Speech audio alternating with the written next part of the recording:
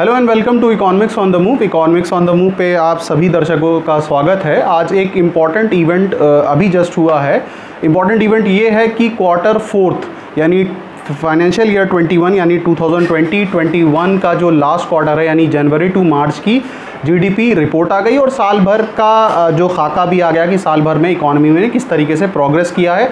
तो इन तमाम चीज़ों को लेकर एक डिस्कशन भी हम करेंगे। बहुत लंबा डिस्कशन नहीं होगा, छोटा होगा, मैं डेटा आपके सामने प्रेजेंट करूंगा। अब देखिए, जो क्वार्टर फोर्थ का जो जीडीपी का जो डेटा आया है वो 1.6% है। इसका क्या मतलब हुआ? इसका मतलब हुआ कि जब मैंने फाइनेंशियल ईयर 21 बोला, दैट मीन्स मैं बात कर रहा हूँ 1 अप्रैल 2020 से 31 मार्च 2021 तक की। और क्वार्टर फोर्थ जब मैं बोल रहा हूँ दैट मीन्स जनवरी, फरवरी, मार्च, यानी इस 3 महीने की जो प्रोग्रेस रिपोर्ट आई है वो 1.6% आई है। अब इस 1.6% का क्या मतलब है? देखिए, पास्ट में भी हमने डिस्कस किया, जीडीपी का मतलब होता है कि साल भर में देश के अंदर क्या काम काज हुआ है, कितने गुड्स मैन्युफैक्चर हुए हैं, कितनी सर्विसेज हुए हैं। और हम ये कह सकते हैं कि ये सारी चीज़ें जो होती है वो मिनिस्ट्री ऑफ स्टैटिस्टिक्स और एंड प्रोग्राम जो होता है इसको काउंट करता है और काउंट करके बताता है और उसी बेसिस पे फिर बताया जाता है कि देश की अर्थव्यवस्था किस तरीके से चल रही है।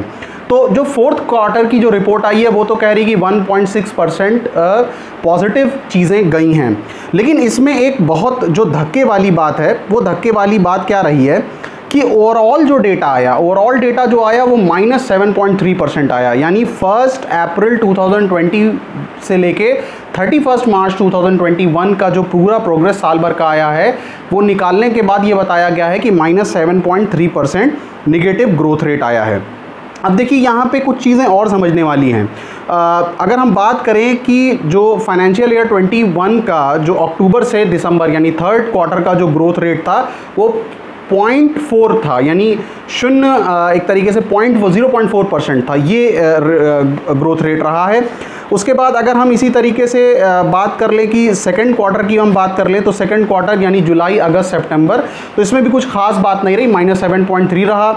और फर्स्ट क्वार्टर के बारे में तो आप जानते ही, उस पर काफ़ी चर्चा हुई, यानी पिछले साल अप्रैल, मई, जून जब पूरा देश तालाबंदी में था तो -24.4% ग्रोथ रेट था।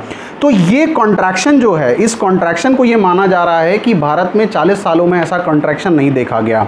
अब 40 सालों में कॉन्ट्रैक्शन नहीं देखा गया और जब मैं ये बात कह रहा हूँ कि -7.3% पूरे साल भर का ग्रोथ रेट रहा है, इसका मतलब कई है। एक मतलब तो हम ये कह सकते हैं कि जो अदर सेक्टर्स ऑफ इकोनॉमी हैं, यानी जितने अलग अलग सेक्टर्स हैं, जैसे ऑटोमोबाइल सेक्टर हैं और उसके बाद टेलीकॉम सेक्टर हैं, उसके बाद अलग अलग जो सेक्टर्स हैं जिनकी डेटा को कलेक्ट किया जाता है और उसके बेसिस पे रिपोर्ट दिया जाता है, वो पूरी तरीके से धाराशायी रहे, पूरी तरीके से उनका कोई भी परफॉर्मेंस नहीं रहा। जीडीपी हमें यही बात एक्चुअली ये समझाने की कोशिश करती है कि जो अगर जीडीपी नंबर्स ऊपर जा रहे हैं दैट मीन्स कि देश में काम हो रहा है, और जब काम होगा तो जीडीपी नंबर ऊपर जा रहे हैं तो उसके साथ ही साथ जो उसका डायरेक्ट एक पॉजिटिव इफेक्ट पड़ता है वो रोजगार पे पड़ता है। और इसी वजह से हमने ये देखा है कि ओवर द टाइम जो centre for monitoring Indian economy की बार बार रिपोर्ट आ रही है वो यही आ रही है कि जो देश के अंदर बेरोजगारी है वो भी बहुत हाई लेवल पे है। तो ये एक छोटा सा डिस्कशन था जो हमें आपके साथ करना था, और भी इसमें डिटेल डिस्कशन में हम बात करेंगे, लेकिन फिलहाल इतने पे ही हम अपनी चर्चा को रोकते हैं।